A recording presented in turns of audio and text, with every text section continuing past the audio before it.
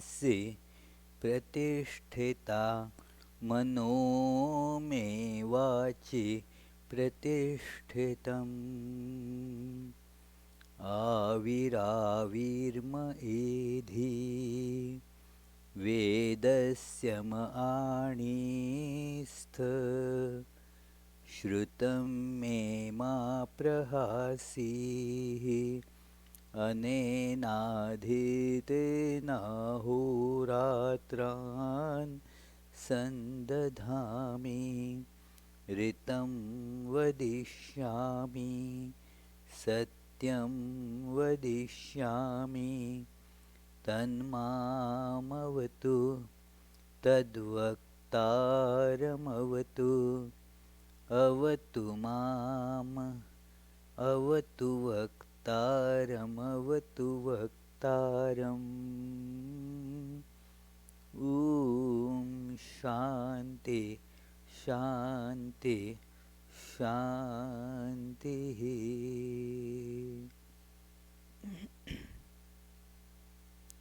Om. May my speech be firmly established in my mind. May my mind too get firmly established in my speech. May there be perfect correspondence in my thoughts, words and actions. O self-effulgent Lord, be revealed in my consciousness. May the truths of the scriptures come to me. May not I be forsaken by them ever. Let me live my life day and night according to these teachings. I shall speak what is appropriate. I shall speak the truth. May that protect me. May that protect the teacher. Om. Peace, peace, peace.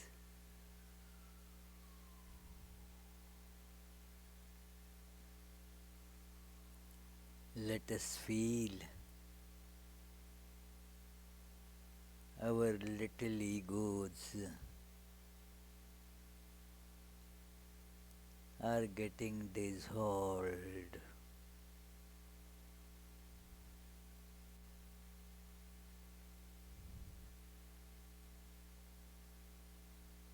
The eye of ignorance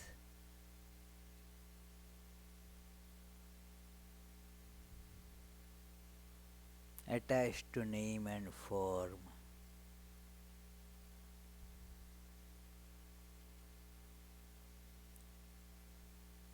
is dissolving.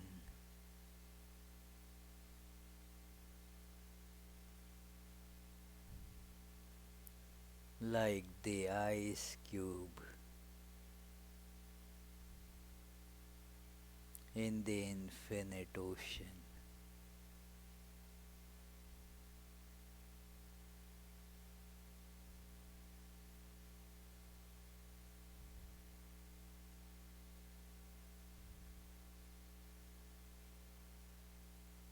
It is gone.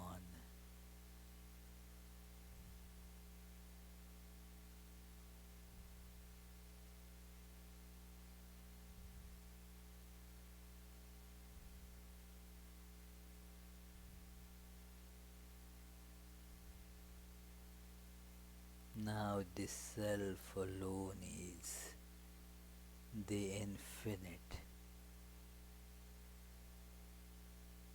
free from all limitations, including limitations of time and space.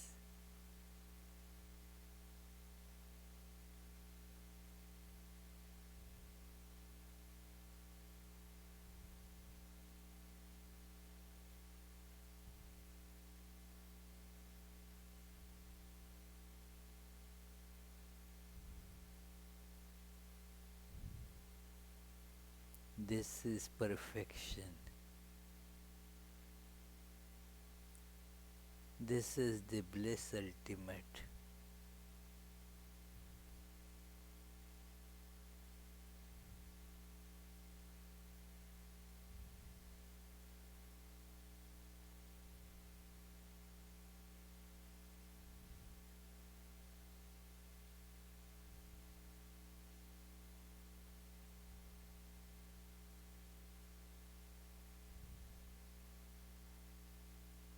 Om.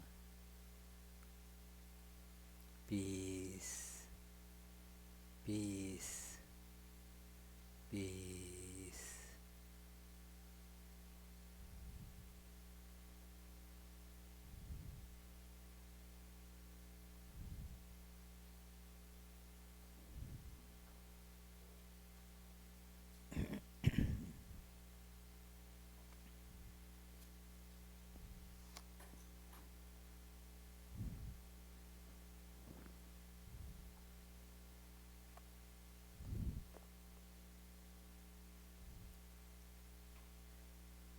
So, dear friends, let us begin this study of Sri Ramakrishna's unique, wonderful biography by his direct disciple Swami Saradananda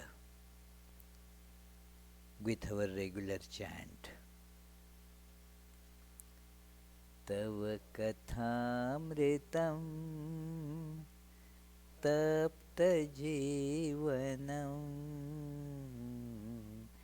kavibhiriditam kalmashapaham Shravanamangalam Shrimadattatam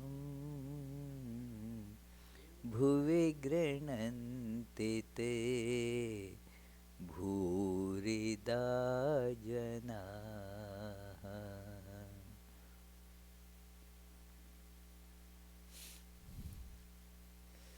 Last Tuesday we were discussing this state of bhava mukha, this state where one can get connected with this one reality beyond all names and forms, as well as that very reality manifesting as names and forms, and without actually seeing that they are two different universes, the same truth, same reality appears without any change as these two aspects. It is sometimes very confusing because of our mind, which is uh, just rooted in this black and white. This is black, this is white. This is right, this is wrong. So, it is when we are just glued to such ideas, we would have this problem that how things can be all pervading and yet have particular form.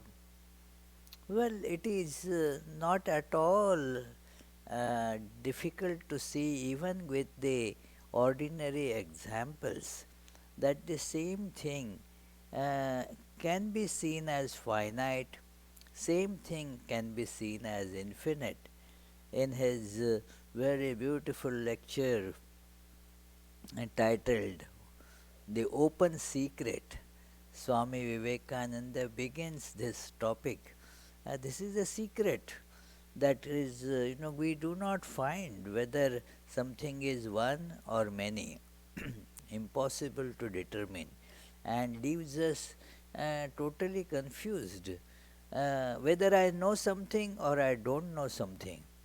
I know and yet I don't know.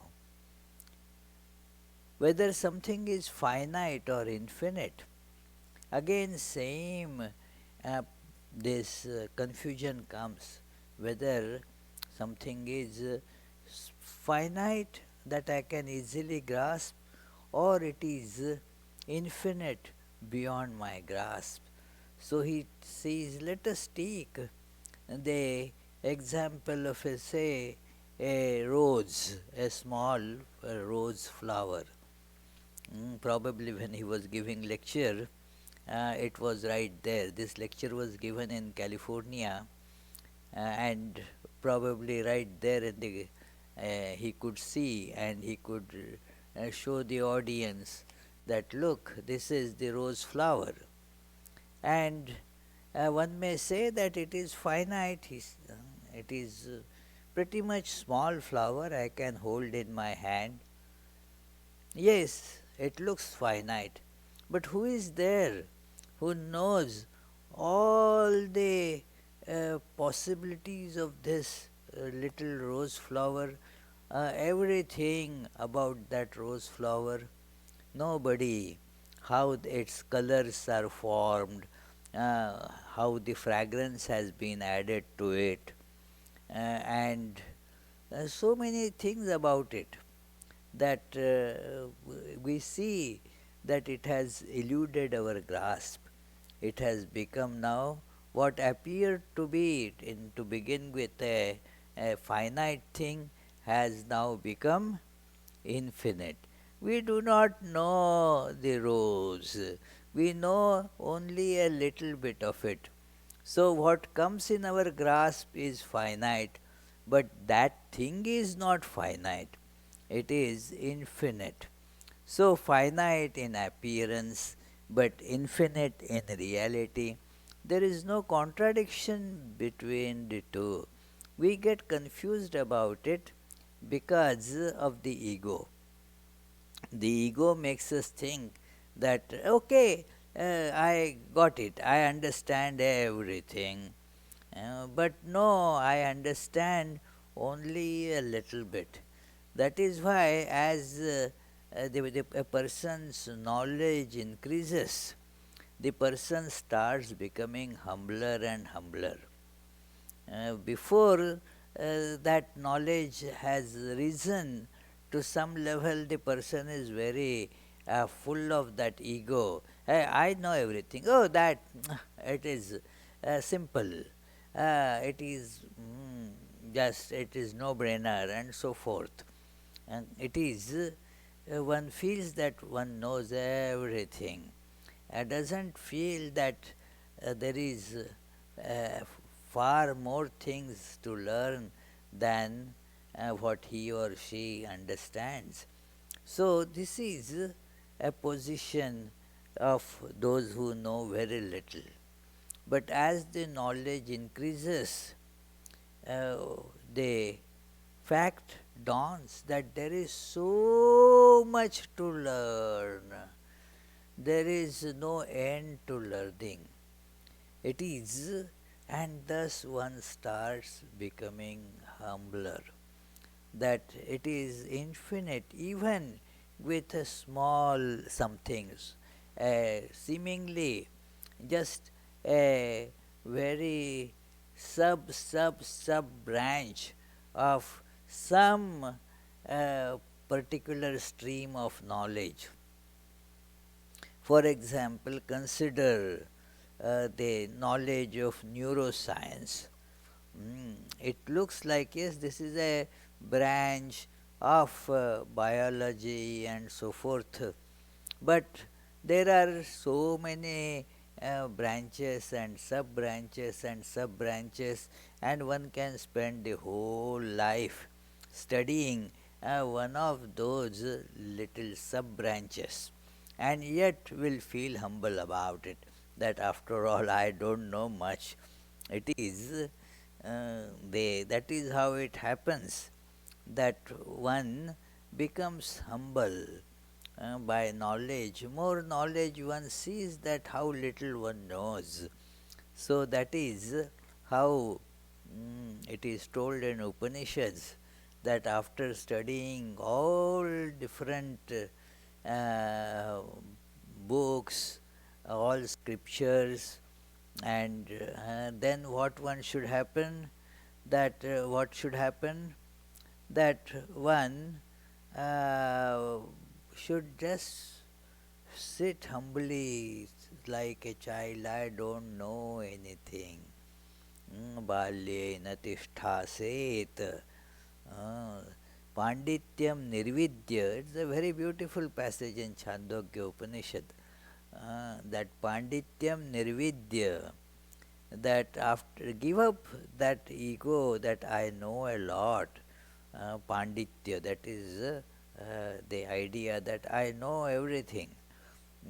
You first one has to get it, otherwise it is not. What are you going to renounce?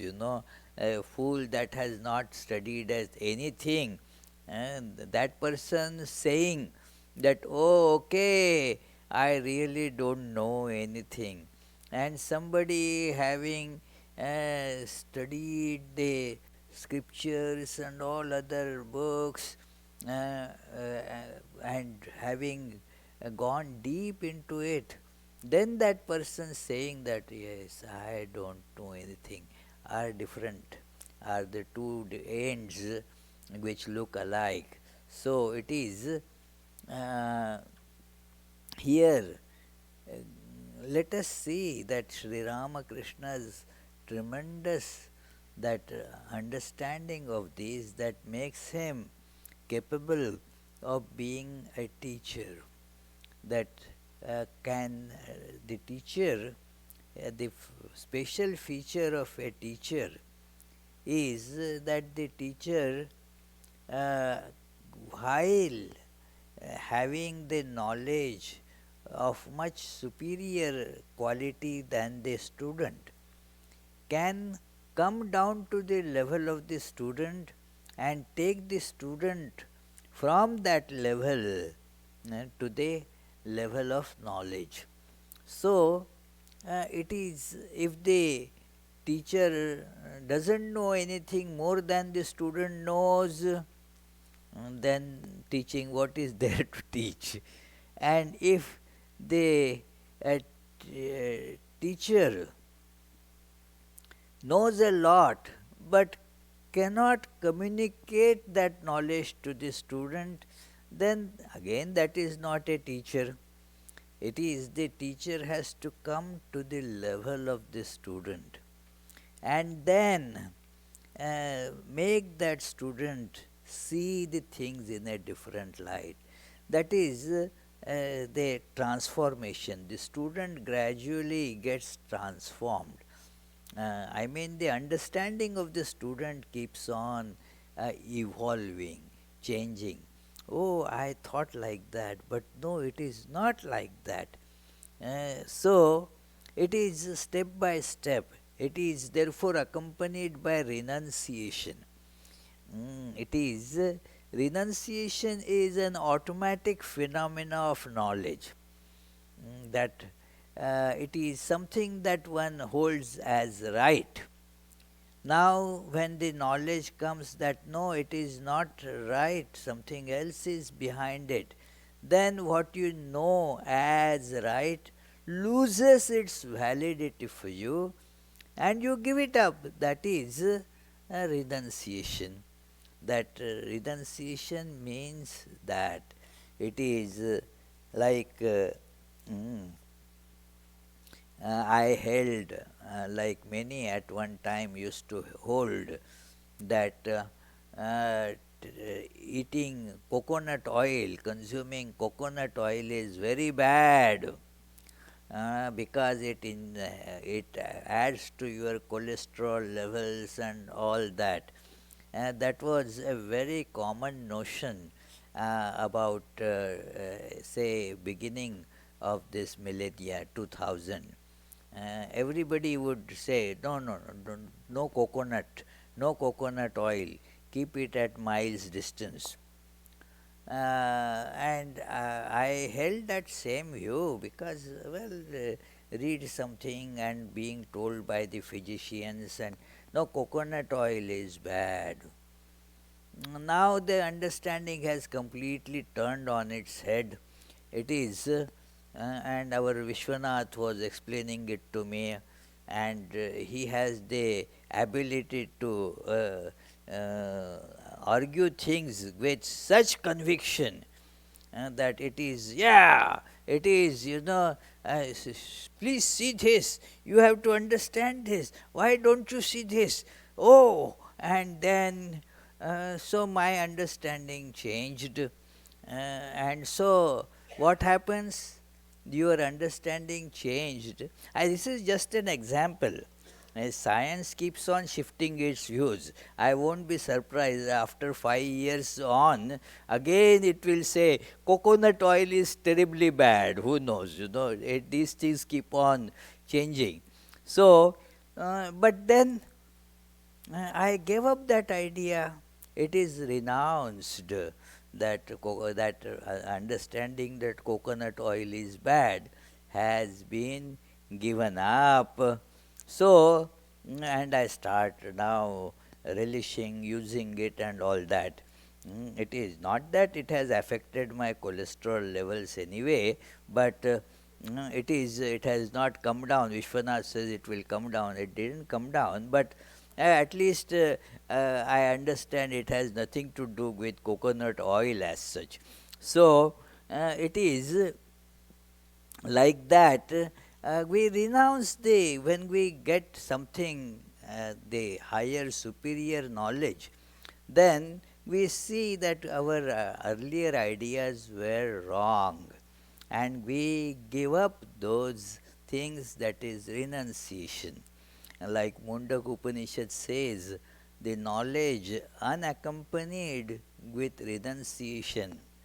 It is described there almost at the end of the Mundak Upanishad, that tapaso vapyalingat, that tapas there has been interpreted by Shankaracharya as knowledge, understanding, and the linga is the giving up, renunciation. So, this it is the knowledge, if it is true, it is accompanied by renunciation. That, like, something is giving you pleasure, something is very dear to you, something is yours, and you hold on to it. It is mine, and it gives me happiness, and so you run after it. Now, when you know that it is only giving you misery, if this knowledge comes, what will happen, Paul? Give it up, you won't run after it. That is, if you say that you know that it is giving only pain, and yet run after it, will you say that you have understood? No, Sri Ramakrishna used to give this example, that if you are about to eat your food, you are going to put it in your mouth, and somebody comes and tells, oh, don't eat it, it is poison. It is mixed with poison. And what will you do then, Tommy? You will keep on eating it? Oh, okay. You will push it aside, isn't it? No, okay, good, that, thank you for warning me. So that is, the renunciation means that when you see that all this is full of suffering, and then it comes automatically, renunciation comes automatically, like Buddha saw all that is going to be the source of suffering, and then he decided, no, I am not going to run after that. It is thus the knowledge is accompanied by corresponding renunciation, and that is the test of whether the knowledge is real or not real. If the knowledge is, that is true knowledge, it gets accompanied by corresponding renunciation. That is how Sri Ramakrishna's life was. That there is this knowledge that this world is all only names and forms. There is no reality to it. The reality manifests in various names and forms as this world. So, you go for the reality. Now, the knowledge has come. Your attraction for the names and forms then is gone, it is renounced. This is how, as you grow up, you know the animal crackers as babies. Yeah, you know, I want, mommy, I want elephant. I want to eat tiger. When now Tommy has grown up, so Tommy understands that, well, whatever is elephant, there is also a tiger, is also a crocodile. So the value of the names and forms is gone. And now, as you grow in knowledge, therefore, the attraction for those things, names and forms, vanishes from life. So, this is how Sri Ramakrishna could give the knowledge, and as the knowledge which enters us or the disciples, our life undergoes corresponding transformation. That is the test of the knowledge getting in us, that our running after names and forms gone. The names and forms are still seen. It is as Sri Ramakrishna would see the names and forms, deal with the names and forms, but would not get entangled in them, would not get attached to them, will not have craving for any of that. So, he had that very special capacity uh, to be established in knowledge and yet uh, be in this world of names and forms without getting caught in that. It is impossible, as has been discussed earlier, for a person, an ordinary person who gets this knowledge. The knowledge, after getting this knowledge, that person will not come to the field of names and forms. Will just, the individuality will be completely erased, because that this system, the body of an ordinary person, the neural network is not that strong to support this understanding of all pervading reality.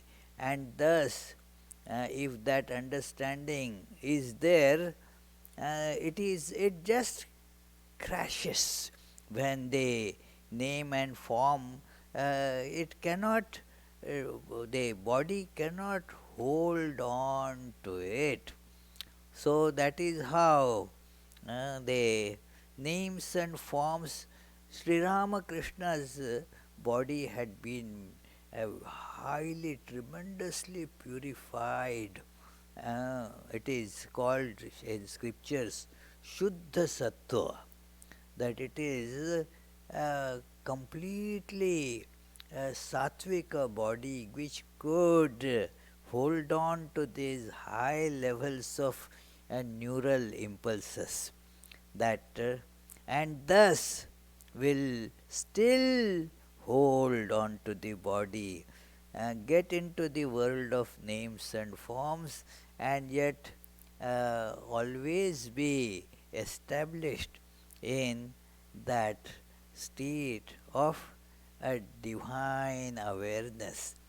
And sometimes this, sometimes mean in his case, many times every day, the understanding of the names and forms would completely disappear and he would be merged in that divine awareness. So, this is a very special state that is not available to ordinary mortals. When I was describing, and next day uh, that I was talking to one devotee, that hey, you are not meditating today? And she replied, no, no, no, because if I go deep in meditation, I will have to die in 21 days. Sri Ramakrishna said the body falls off in 21 days. Of course, she was joking, but why did you not meditate today? Well, if I went into samadhi, then I will die in 21 days. I don't want to die in 21 days.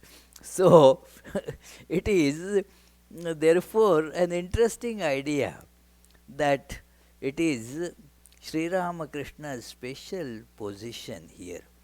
And so we saw that is the source of his guruhood. Let me read from page 450. We had read a part of it in our last class, but in the light of this discussion, let us read it again. The master could therefore grasp all ideas within all minds, because all ideas of all minds in the world spring from that cosmic eye.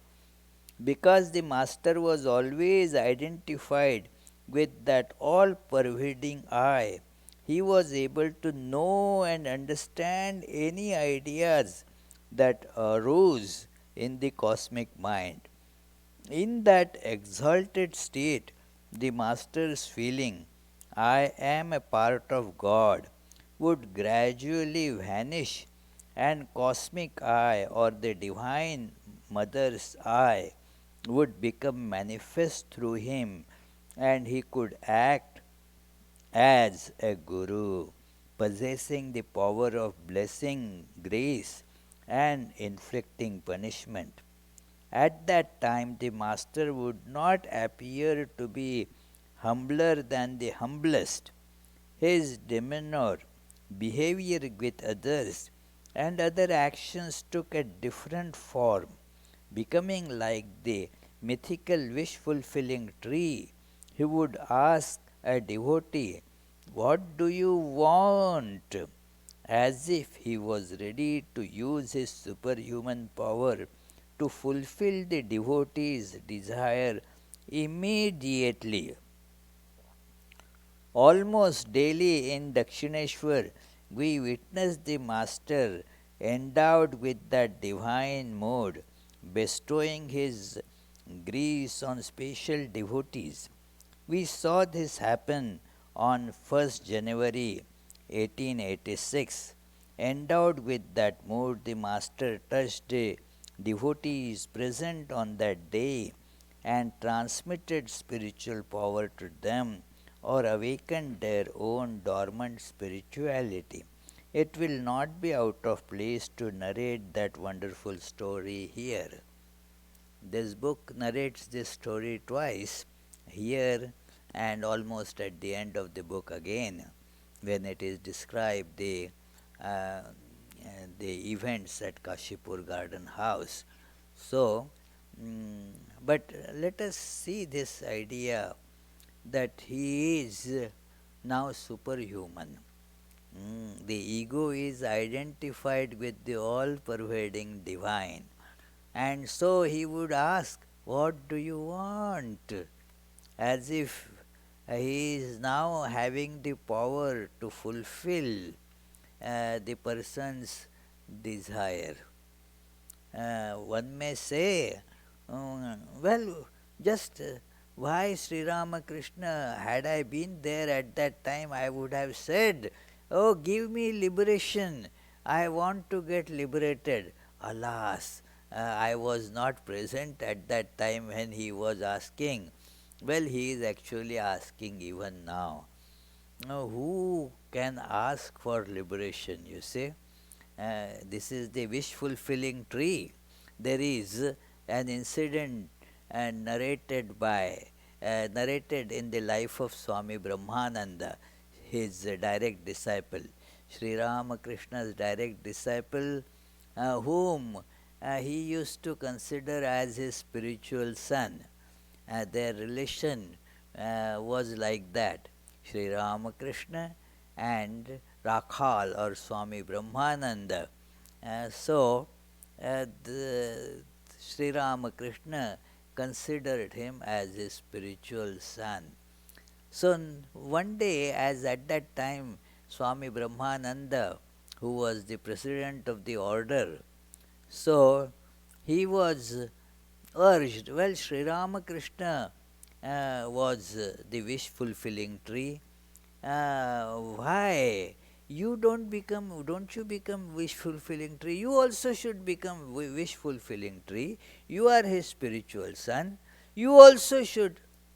And with a very profound this mood, he said, okay, today I am becoming the wish fulfilling tree, but don't tell anybody. Mm. And then every morning, all monks and other devotees, everybody present there at the Belur Math would come and do their salutations, meet him, greet, and he used to just greet everybody.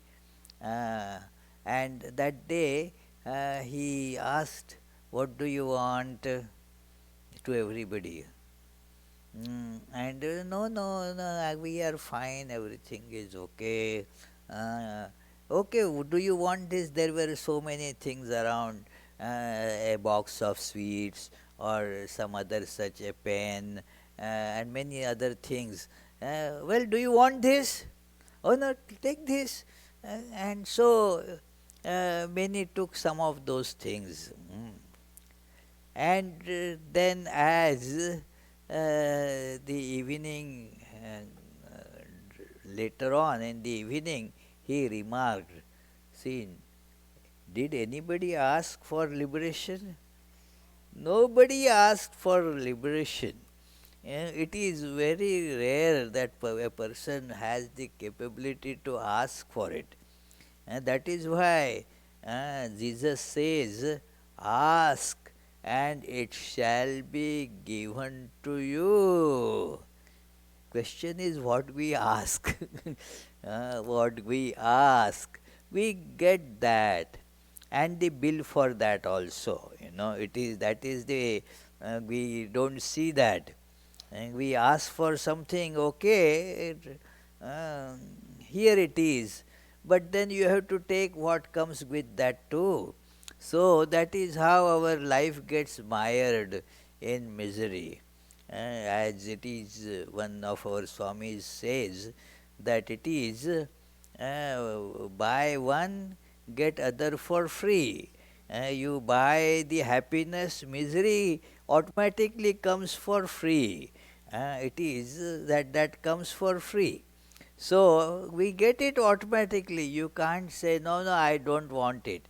It comes as a package. So it is like that. It comes as a package. So Sri Ramakrishna was Kalpataru, means that wish fulfilling tree. And then that day's events are described here. Many of you have read this passage a few times. I will read just a little bit. That when he was at Kashipur Garden House, it is just another few months, 7, 8 months, that he would be surviving in the mortal body. 8 months he was, 7.5 months you can say. August 15th, he gave up the mortal frame fully. So, uh, t- in January, 1st of January, so he was very sick with the advancing cancer, and that was a very nice sunny morning, and so the devotees and his lay devotee attendants, uh, seeing that he is feeling a little better, decided that well, today he can go out for a stroll. It is a garden house. Now also you can see that garden house where Sri Ramakrishna stayed, and that passage, and where this incident took place. So, let me read. At that time, Swami Vivekananda was undergoing intense renunciation. He had given up worldly prosperity and was living with the Master, striving for God realization by practicing various kinds of sadhana according to his instructions. Vivekananda would kindle a sacred fire under a tree and spend nights in meditation, japa, devotional singing, and study. Junior Gopal, Kali, and some other devotees would help him in this sadhana by bringing the articles he needed. They also practiced spiritual disciplines to the best of their abilities. Because the householder devotees were busy with their worldly affairs, they could not always stay with the master. They would visit him at their convenience, and they made arrangements for food and other necessities for those who were continually engaged in the master's personal service. At 3 p.m., the master put on a red bordered cloth, a shirt, a thick red bordered wrapper, a cap covering his ears, and a pair of slippers, and then descended the stairs slowly with Swami Adbhutananda. He closely examined the main hall, went out through the western door, and began to walk along the garden path. Seeing the master walking, some householder devotees followed him joyfully. Vivekananda and other young disciples had observed a vigil the night before, so they were asleep in the small room next to the main hall on the ground floor. When Adbhutananda saw that the devotees were accompanying the master to the south side of the pond, in the front of the hall, all these things you can even now see there. It is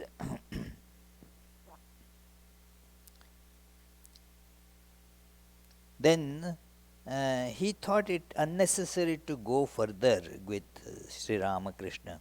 He returned to the house and called for another young disciple.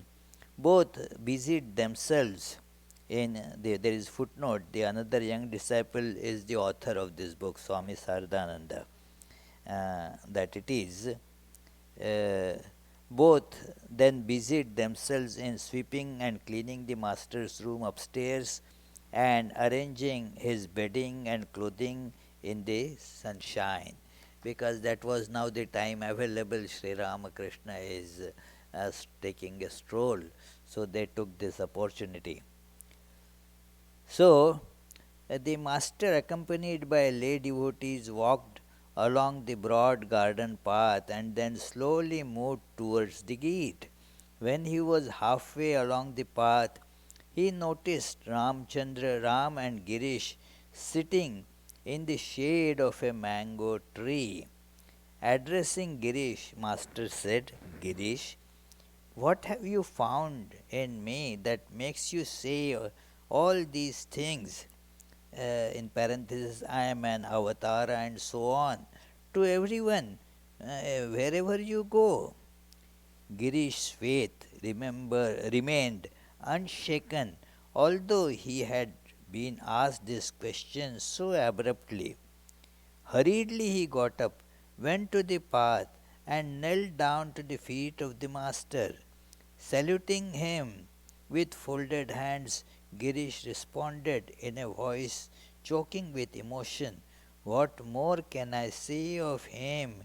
Even the sages Vyasa and Valmiki could find no words to measure his glory." And that is the authors of Ramayana and Mahabharata, where the God incarnations like Rama and Krishna are being portrayed. So they also could not find proper words to describe that state. What can I describe? How can I describe? So,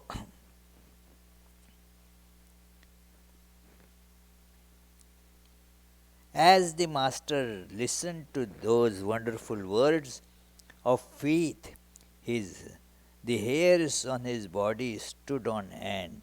His mind ascended to a higher plane, and he went into samadhi. Seeing the master's face radiant with divine ecstasy, Girish joyfully shouted, "Jai Ramakrishna, Jai Ramakrishna, victory to Ramakrishna," and took the dust of his feet again and again. Meanwhile, the master came down to a semi ecstatic state, looked at the assembled devotees with a smile, and said, "What more need I tell you? May you all be illumined." When they heard that benediction, the devotees were possessed with an overwhelming fervor, and they cried repeatedly, "Jai Ramakrishna." Then some bowed down to him, some showered him with flowers, and some touched his feet. As soon as the first person stood up after touching his feet, the master, still in semi ecstatic state, touched the devotee's chest, and passing his hand upward, said, "Be illumined." When the second person bowed down and stood up, he did the same thing, and so he did to the third and fourth. Thus he touched nearly all the assembled devotees, one after another. The Master's wonderful divine touch generated an incredible spiritual mood in the mind of each devotee. Even these days, on 1st January, there is really an incredible huge gathering uh, to at that place. uh, um, about 400,000 500,000 people. Yeah, it is. It is. Imagine, the population of Providence is less than 200,000. So all of them they line up. The line begins that the gates opens about I think 7 o'clock or something in the morning, and the people are standing in line from almost midnight, and then just they go to that room, bow down, and they have almost kind of whisked away that told, come on, go forward, keep moving on." Because so many people, because of the importance of that day, so uh, thousands and thousands of people you will see, they are also sitting there singing glories of Sri Ramakrishna on that day. It's a very wonderful scene. Because of this special this nature of it, they hold now a 3-day festival to commemorate that. But this happens exactly on that first day. Some of the householder devotees were later interviewed about their experience at that time. One person became as intoxicated and joyful as if he had drunk bhang, a beverage of pulped marijuana. Another man had a vivid vision.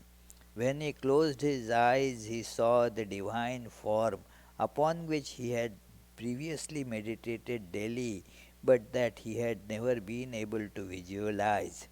Yet another devotee felt a mysterious substance or force creeping upward within his body, filling him with bliss. When another person closed his eyes, he saw a light he had never seen before and felt tremendous bliss. It was evident that each person's vision or experience was different, but the feeling of being flooded with an extraordinary divine bliss was common to all. Moreover, each of them believed that the Master's superhuman power, transmitted through touch, had caused that wonderful realization and transformation. That it is like a live wire touching, it gives something that it is. Uh, this is something like that. That touch was transmitting something, uh, but it did not happen to everybody. In fact, means some couple of them masters decided not to touch that day because they were not capable of holding this. So it was all tremendous expression of Sri Ramakrishna's this power of being a guru, that he would just remove the obstacles in the path and hasten the progress towards the ideal for each and everyone.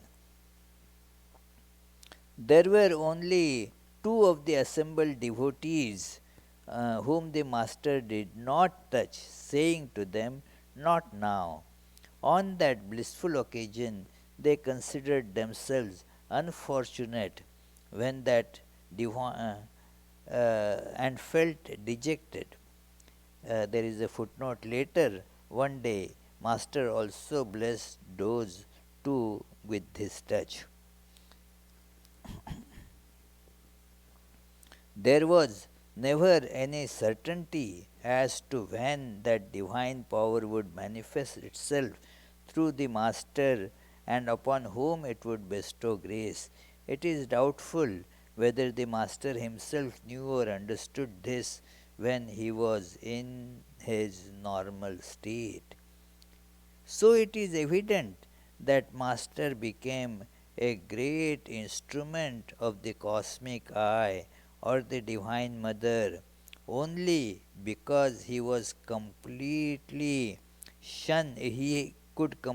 shun the unripe eye or limited eye, and it is because he totally renounced that unripe, limited I and became truly humbler than the humblest that the Guru or the world teacher aspect of the Divine Mother was manifest wonderfully through him.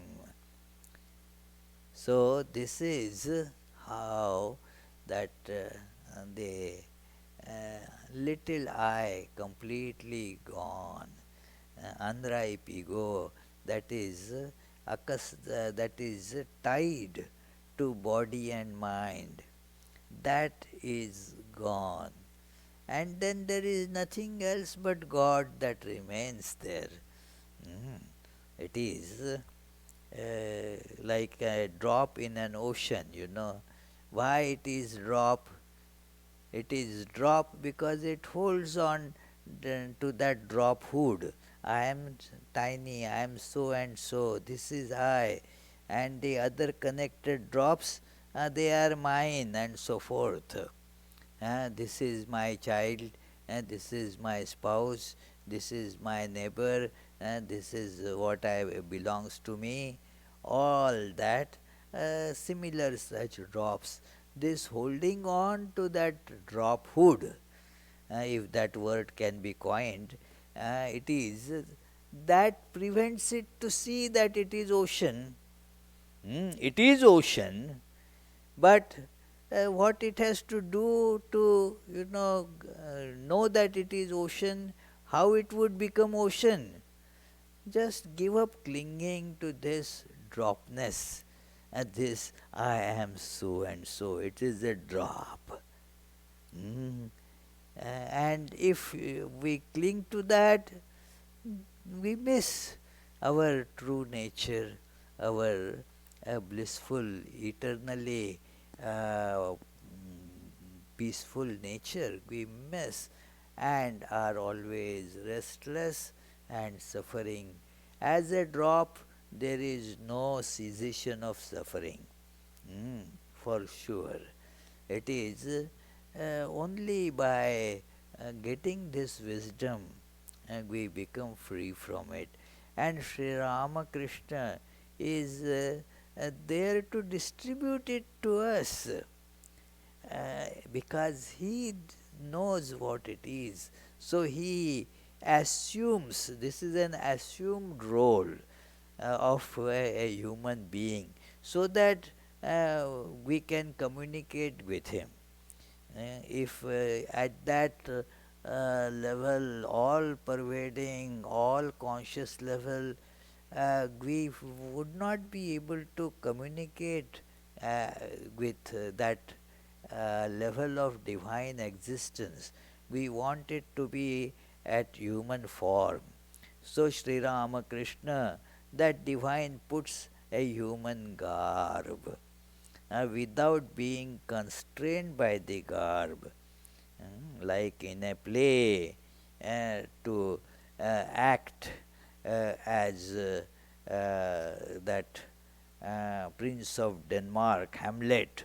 So you put that particular costume, and now you talk like the dialogues of Shakespeare. You say that big soliloquy of that Hamlet, and then, but all the time you are you not aware that you are John Smith, that person who is acting? It is aware that I am John Smith, and this is the robe, this is the costume, and that I am putting on. So Sri Ramakrishna is aware that this is a costume, a human costume. He has not become human being, but appears like human being while always being aware of the divinity. So there the communication is possible with us. So he is doing that out of that tremendous grace.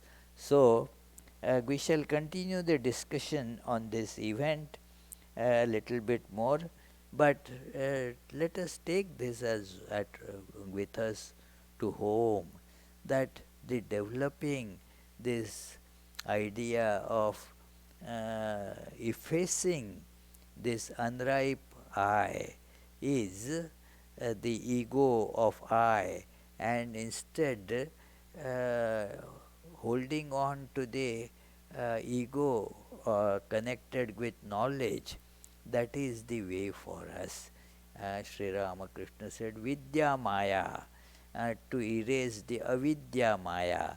Both are Maya, not real, but the Maya of Vidya will remove the Maya of avidya. So, that is the message that we see here. We shall continue the discussion by the grace of God.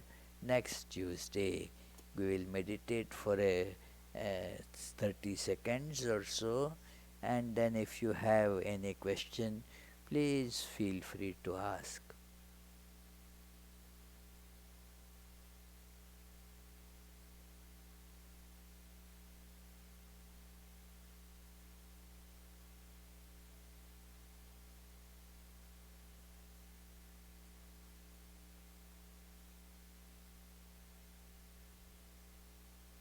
Yes, yes, Charlie. You said that all you have to do to get liberation is to ask for it, but you also say that you have to be ready for it.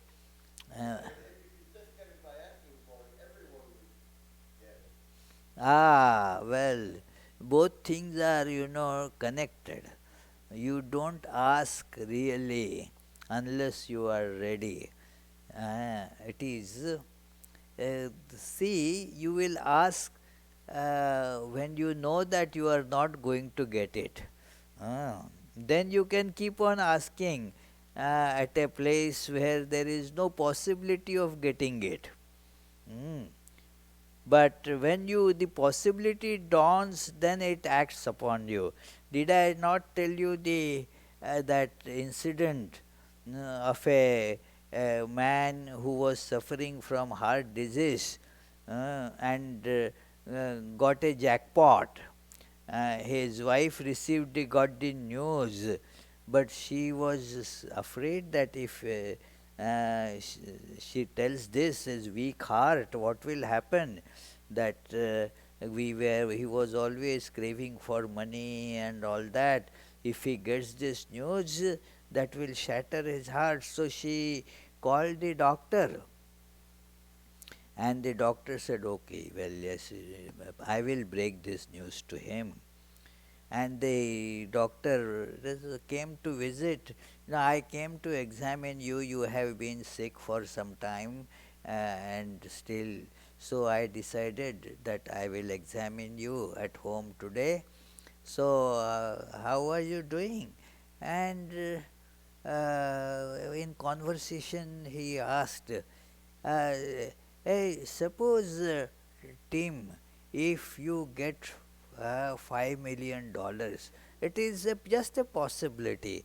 If you get $5 million, then what will you do with it?"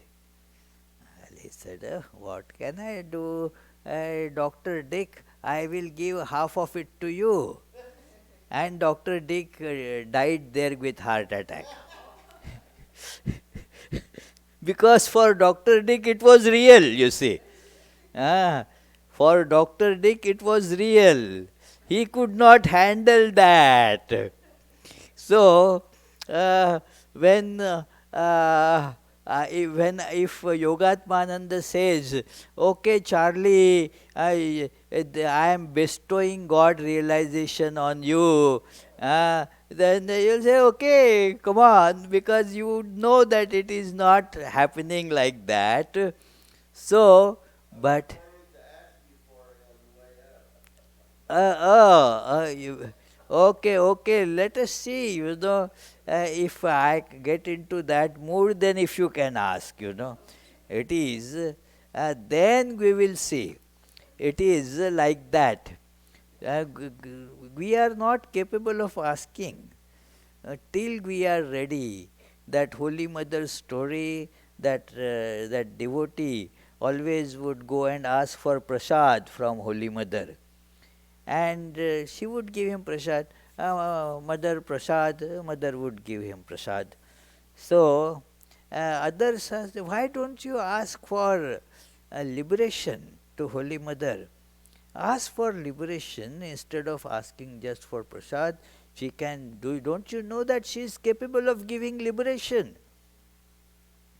And this devotee got a little jacked up, and so, today I will go and ask for liberation. So he went to Holy Mother and stood there tottering. Not a word would come out from his mouth. And then Holy Mother asked him, "Oi, what do you want?" Now it was his chance to say, "I want liberation." He did not. He started stammering, Prasad. Holy Mother ka Prasad. Okay. So asking is not easy. It is. We will get the moment when we are ready to ask and are ready to hold. Exactly. So, let us conclude with the closing prayers.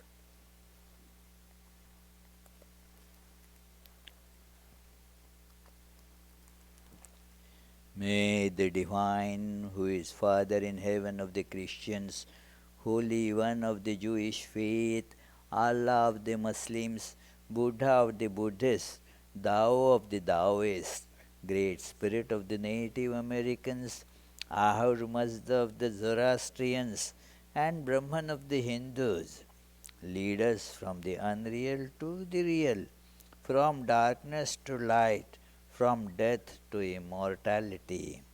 May the all loving being manifest himself unto us and grant us abiding understanding and all consuming divine love. Peace, peace, peace be unto all.